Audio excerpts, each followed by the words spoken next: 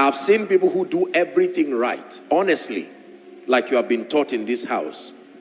When you are to grade them from the correctness of their spiritual activities, you will mark them well. But for some strange reason, they never get to command results. And the reason is that somewhere in their hearts, God has vetted them and He's seen that although they have practiced the processes that lead to that result right, some part of their heart will not give God glory when all things become good for them.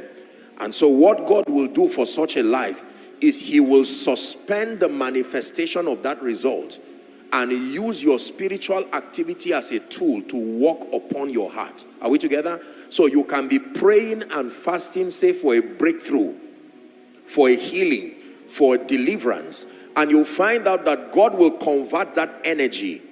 Not that He cannot answer, but He's already seen the corruption in your heart.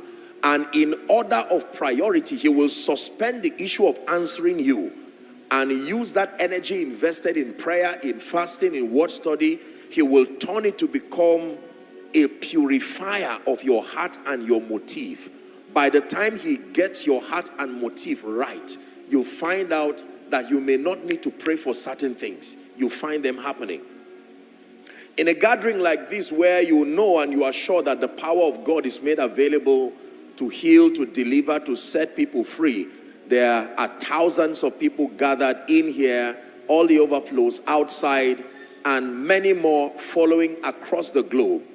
And chances are excellent that you find everybody shouting amen, you find everybody shouting I receive, you find everybody praying when we say pray, sing when we say sing.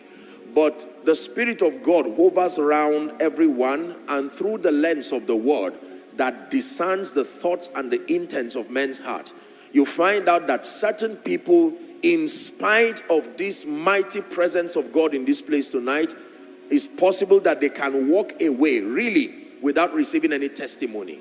And sometimes you wonder why. I mean, why would God come, attend to some person, and then leave another person? There are a number of reasons, but primarily the heart condition. I'm saying this because I'm trusting that God will help us receive maximally tonight. But in doing so, it's important we do this heart examination for a minute or two.